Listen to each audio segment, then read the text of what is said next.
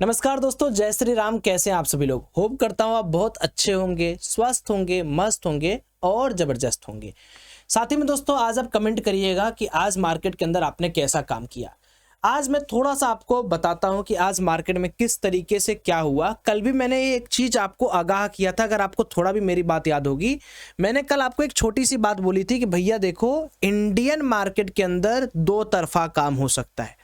सुबह से लेकर दोपहर तक कुछ और मार्केट हो सकता है, दोपहर के बाद कुछ और, क्योंकि कल अमेरिका की सीपीआई आने वाली थी, आज अपनी आने वाली थी, जो कि आ गई और बड़ी ही खराब आई है।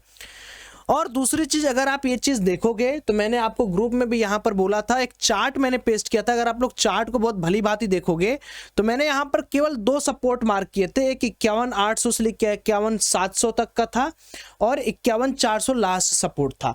तो सबसे पहले मैंने जब मार्केट नीचे आया तो वहां से मैंने एक कॉल साइड के अंदर ट्रेड किया था, जिसमें 1.7 लाख के आसपास बना था। देन अगेन मार्केट जब ब्रेक किया उस सपोर्ट को, जो कि मैं कल भी बोला था कि अगर 24,000 को मार्केट ब्रेक करता है तो आपको एक फॉल दिखेगा। देन अगेन उस पॉइंट पर जब मार्केट इसको नीचे ब्रेक किया तो मैंने एक पुट का ट्रेड किया और उसमें 2.96 लाख का ओवरऑल पे डे एंड करके मैं गायब हो गया, मार्केट से बाहर हो गया। अब यहां पर समझने वाली बात क्या है? समझने वाली बात यह है कि ये मार्केट का डायनेमिक आज नहीं, आपको कल नहीं, परसों सीखना पड़ेगा। अब बहुत सारे लोग ऐसे हैं, अभी भी मैं जान रहा हूं, मेरी बातों को बार बार रिपीट करने के बाद भी वो लोग क्या है, वो लोग सिर्फ और सिर्फ ये सोचते हैं कि सौरभ भाई न्यूज देखकर क्या होगा, सौरभ भाई अपने आप को अपडेट रख के क्या होगा। और वो ये भी सोचते हैं कि यार क्या जरूरत है डेटा को डिकोड करने के लिए, एफआईआई सेल कर रहा है, बाई कर रहा है, हमें उससे क्या मतलब है, हम तो केवल कैंडल पर काम करेंगे। दोस्तों देखिए, कैंडल पे पूरी दुनिया काम करती है। अगर आपको कुछ अलग करना है तो आपको अपने आप को हर दम एक स्टेप आगे रखने के लिए लर्निंग लेनी पड़ेगी, अलग तरीके से सीखना पड़ेगा। मैं फिर से वो बात रिपीट कर रहा हूं, ट्रेडिंग में सक्सेस एक दिन में आपको नहीं मिलेगा। मिलेगा जरूर एक दिन, ये तय है, लेकिन एक दिन में मिलेगा ये तय नहीं है। तो थोड़ा मोटिवेशन मैं इसलिए दे रहा हूं क्योंकि यार आप मेरा देख रहे हो और आप मेरा प्रॉफिट लॉस, ये 2.96 छोड़ो, आप इसको 2 रुपए ही मानो। आप प्रॉफिट से मत एडमायर हो कि अरे बंदा प्रॉफिट कर रहा है। मेरे पास कोई जादू की छड़ी नहीं कि मैं प्रॉफिट कर रहा हूं तो आपको करना सिखा दूंगा। बस मैं आपको बता सकता हूं कि भैया देखो, मैंने रगड़ा है, आप भी रगड़ो। मैं भी पहले एक ही साल में नहीं निखर गया, आप भी नहीं निखरोगे, समय लगेगा। आज मैं ये खुलेआम बोल रहा हूं आपको कि समय लगेगा दोस्त, लेकिन आप सक्सेस होगे, ये मैं पूरे कॉन्फिडेंस के साथ बोल रहा हूं। तो यही मैं बोल रहा हूं, मेरा मकसद ये है कि ये प्रॉफिट एंड लॉस देख के आपको ये समझ में आए कि ट्रेडिंग के डायनेमिक्स क्या है, न्यूज क्या है, डेटा क्या है, डिकोडिंग क्या है, क्यों जरूरी है, एंड आपको एक मोटिवेशन मिले कि पैसा बनता है। अच्छा जी, दूसरी चीज जो बुरी न्यूज है वहां से शुरुआत करेंगे। अक्टूबर का सीपीआई डेटा ना चाहते हुए मैं ये बोल रहा हूँ बहुत ज्यादा खराब आया है, क्योंकि 14 महीने के हाई पर आ गया है अपना सीपीआई, जो कि अब आरबीआई के इस फैसले को पक्का कर देगा कि अब कोई रेट कट इंडिया के अंदर, अभी तो इस वाली मीटिंग में कोई रेट कट हमें देखने को नहीं मिलेगा। अब ये जो इन्फ्लेशन बढ़ा है, इसका फर्क क्या होता है?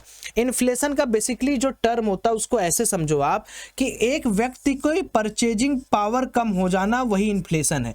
अगर इन्फ्लेशन ज्यादा है तो महंगाई ज्यादा, महंगाई ज्यादा तो आप खरीदने की क्षमता नहीं रखोगे, आपकी कमाई। वैसे भी अगर आप देखोगे कंपनीज की रेवेन्यू मॉडल्स घट रहे हैं, तो जहां पर निफ्टी को एक बेस मिल रहा था उठने को, अब निफ्टी के अंदर एक नया ये चल गया कि सीपीआई न्यूज की वजह से हो सकता है कि यहां पर एक थोड़ा सा डिस्टर्बेंस हमें कल के दिन देखने को मिले और निफ्टी और थोड़ा सा नीचे जाने की चेष्टा यहां पर कर सकता है।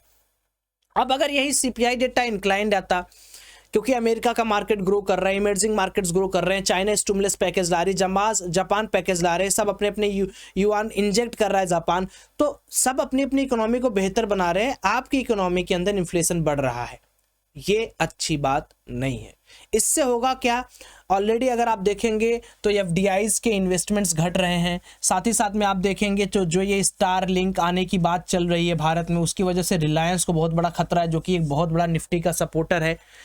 तो ये सारे न्यूज मिलकर कहीं ना कहीं मार्केट को नीचे घसीट के लेके आने के लिए विवश कर रहे हैं। उससे बड़ी बात अगर आप देखोगे, एफआईआईज का जो डेली मेगा रेंटलेस सेलिंग है वो रुक नहीं रहा है। कल भी मैं एक बार तजुर्बा लगाया था कि हो सकता है, क्योंकि डेटा तो 7 बजे 6 बजे आता है, अभी 4-5 मिनट में डेटा आएगा, बट मैं ये सोचा था यार कि अब रुक जाएगा। लेकिन रुका नहीं। सो ये डेटा से हमें क्या पता चलता है कि इन्फ्लेशन भैया बढ़ गया है। अब थोड़ा और अगर न्यूज को आप देखना चाहते हैं तो न्यूज को आप यहां पर देख सकते हैं कि India's retail inflation remained above the central bank target in October, क्योंकि सेंट्रल बैंक ने जो टारगेट दिया था उसमें इतनी बड़ी वृद्धि कोई एक्सपेक्टेशन नहीं था यार, किसी का नहीं था। Driven by price rises in fruits oils, एक मिनट रुको इसको थोड़ा छोटा कर लेते हैं, vegetable fruit and oils and fat.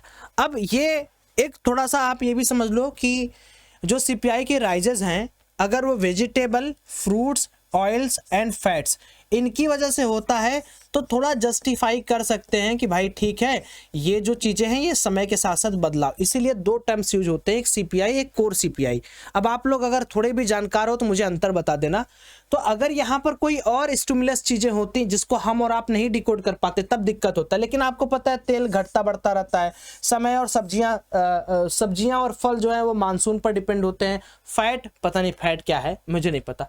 The consumer price index based inflation rose to 6.21% last month compared to 5.49% in September according to data by Ministry of Statistics and Program Implementation on Tuesday.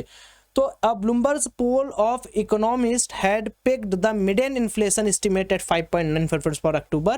The Reserve Bank of India targets retail inflation at 4% with a tolerance level of 2% point on either side, यानी plus minus 2% का उनका tolerance band था, 6% के ऊपर अभी भी नहीं है। अगर आप देखो कि अगर फूड हटा दे तो 6.21 जो लिखा हुआ है उसमें फूड वेजिटेबल्स को हटा दे तो अभी भी 6% के ऊपर नहीं है, लेकिन स्टिल मैं ये बोलूंगा ये थोड़ा बैड न्यूज है इंडियन मार्केट के लिए। लेकिन दोस्तों मैं फिर वही बताऊंगा न्यूज डाउ थ्योरी पे काम करती है, कभी उसके बारे में अलग से बात करेंगे। इकोनॉमिक कैलेंडर के ऊपर डिस्कस कर लेते हैं, कल के लिए क्या इंपॉर्टेंट है। 3 स्टार खोल के रखे थे क्या भाई तुम? देखिए मेरा एडिटर इतना तेज है कि अब ये खुद खोल के रख देता है कि ये आएंगे यहाँ पर 3 स्टार पे क्लिक करके केवल यही बकबका के जाएंगे। देखो आप लोग नहीं समझ पाए, ये समझ गया गधाराम, पहले यहाँ से शुरू करना पड़ता है। जर्मन इन्वेस्टर मोरल डिसपॉइंट्स, हटाओ यार। Oil stress OPEC cut demand, हाँ ऑयल के ऊपर भी एक चीज मैं आपको बता दे रहा हूँ कि ओपेक ने इस बार जो संस्था है ओपेक जो ऑयल का फॉरकास्ट था डिमांड का कि वर्ल्ड इतना बैरल इंपोर्ट एक्सपोर्ट ये सब करेगा वो कट किया है, तो ऑयल थोड़ा सा नीचे जा सकता है।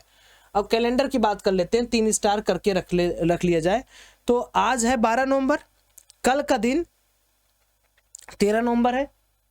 कल एक इंपॉर्टेंट डे है आपका कोर इन्फ्लेशन इन्फ्लेशन और इन्फ्लेशन। तो आज अमेरिकी बाजार थोड़ा रिएक्ट ज्यादा करेगा और उसी हिसाब से कल इंडियन मार्केट भी रिएक्ट करेगा। तो इंडियन मार्केट के पास तो कल खुद का एक डेटा है। चलिए तब अब हम लोग बैंक निफ्टी और निफ्टी के एनालिसिस प्रॉपर तरीके से करते हैं और कल किस तरीके से प्ले आउट किया जाएगा उसके बारे में सोचने की कोशिश करते हैं। सबसे पहले दोस्तों बैंक निफ्टी के ऊपर एक बार डिस्कशन करते हैं। तो बैंक निफ्टी का चार्ट जो है आज काफी ज्यादा वीक रहा है ना। एक बार तो लगा कि चलो बैंक निफ्टी यहाँ से थोड़ा संभल जाएगा, बट वो संभल पाया नहीं, और वो संभल नहीं पाया उसकी वजह से मार्केट में अगर आप देखोगे एक बड़ी ही प्यारी सी लंबी सी कैंडल बनी है। और अगर आप एक चीज ऑब्जर्व कर पा रहे होगे दोस्तों तो बैंक निफ्टी का जो हालात है वो ऐसा हो चुका है कि लॉन्गर टाइम फ्रेम पे काफी दिन से एक जोन में समय बिता रहा है। अब आप ये चीज नोटिस करो, ये बड़ा इंपैक्ट डालेगा आपके ट्रेडिंग पे। कल के दिन अगर आप देखोगे, आप यहां से ना एक पतला सा ट्रेंड लाइन ड्रॉ करो, ये ठीक है। अब आप यहां पर समझो कि मैंने जो ये ट्रेंड लाइन ड्रॉ की दोस्तों ना, ये कौन से टाइम फ्रेम पे पता है? ये डे वाइज टाइम फ्रेम पे है। तो इसका इंपैक्ट भी बहुत जबरदस्त है। मार्केट के अंदर 2-3 बार ये काम हो चुका है कि मार्केट नीचे ऊपर कर चुका है। यहां देखोगे नीचे ऊपर नीचे, तो मार्केट के अंदर ये जो पैटर्न बना हुआ है ये पैटर्न काफी इंपॉर्टेंट है, क्योंकि अगर आप देखोगे यहां पर 1000 पॉइंट का फॉल जो है, 1000 पॉइंट का फॉल एक छोटे से जर्क में पेंडिंग है। यानी कहने का मतलब ये है कि अगर मार्केट 51,000 के लेवल को सपोर्ट नहीं ले पा रहा है, यहां नहीं रुक पा रहा है, तो वो सीधे 50,000 के लिए रैली कर सकता है, क्योंकि आने वाले समय में सेलिंग अच्छी खासी हुई है। तो सेलिंग करने वाले फिर से एक्टिवेट होकर इसको करीब करीब 50,000 के और लेवल तक तो ले ही जा सकते, इतना उनके पास पोटेंशियल है। अभी कितने पे चल रहा है? 51,157 पे। 1000 पॉइंट का स्पेस यहां पर मिलता है। तो अगर मान लीजिए कल के दिन हमें मार्केट 51,000 के नीचे ओपनिंग करते हुए दिखाई देता है, कहां पर? या तो गैप डाउन ओपन हो या फ्लैट ओपन होके मार्केट यहां पर एक रेड कैंडल बनाए फर्स्ट 15 मिनट 5 मिनट, और 51,000 के नीचे मार्केट यहां पर सरक के निकल जाए, तो यहाँ पर हम लोग क्या करेंगे, एक सेल साइड की पोजीशन को बनाएंगे, सेल साइड की पोजीशन को बना सकते हैं। लेकिन अगर मार्केट मान लीजिए हो, ऐसा भी हो सकता है कि रात बिरात कोई न्यूज आई और 800-900-600 पॉइंट नेगेटिव ही खुल गया, तो यहाँ पर सेलिंग का प्लान ना बनाते हुए हमें एक यहाँ पर 51,000 के या कितना है, हाँ 50,000 के एक सपोर्ट जोन को आइडेंटिफाई करके बाई साइड का एक ट्रेड ट्रिगर करना चाहिए। ये सब मेरे ओपिनियन से, आप केवल फॉलो करो, ट्रेड मत करना इस पे। अगर मान लीजिए मार्केट थोड़ा गैप अप खुल जाता है, तो गैप अप के सीन में देखिए 51,500 तक का लेवल जब तक क्लियर नहीं करता है, कम से कम 50%, तब भी आपको क्या करना है, यहाँ पर एक सेल साइड का प्लान रखना है। हाँ, अगर 51,500 को मार्केट निकालने में सक्षम रहता है, फिर से सुन लेना, 51,500 को अगर मार्केट निकाल देता है दोस्तों, तो यहाँ पर हम लोग क्या कर सकते हैं, बाई साइड के ट्रेड को ट्रिगर कर सकते हैं। ये कल के लिए बैंक निफ्टी के लेवल्स रहेंगे जिसको आपको ध्यान में रखना है। निफ्टी की बात करते हैं दोस्तों। निफ्टी आज 24,000 के ऑड लेवल को फाइनली ब्रेक करके नीचे आ चुका है, और जो स्ट्रक्चर है वो यही बता रहा है कि सेम जैसे बैंक निफ्टी में एक सपोर्ट ब्रेकडाउन के चांसेस है, यहाँ भी है। तो 23,800 के नीचे मार्केट सीधे 23,000 के ऑड लेवल को अप्रोच कर सकता है। अगर मार्केट अगेन 24,150 के ऊपर निकलता है तो यहाँ पर लॉन्ग साइड का हम लोग प्लान कर सकते हैं, वरना 23,800 के नीचे अगर खुलता भी है या फ्लैट खुल के नीचे भी जाता है तो भी हमारे लिए 23,000 का ऑड लेवल मजा दे सकते हैं, यानी 23,000 के टारगेट के लिए हम लोग वेट कर सकते हैं। बाकी आपकी क्या राय है कमेंट सेक्शन में आप जरूर बताइएगा। और दोस्तों 22 तारीख से मेरी फ्री क्लासेस स्टार्ट होने वाली है, जिसका रजिस्ट्रेशन लिंक आपको डिस्क्रिप्शन बॉक्स में दिख जाएगा। या तो आप एंजल वन से या तो आप धन से अकाउंट ओपन करके, जो लिंक आपको डिस्क्रिप्शन बॉक्स में, आप हमारी क्लासेस को फ्री में ज्वाइन कर सकते हैं। Thank you, have a great day, bye bye, love you all.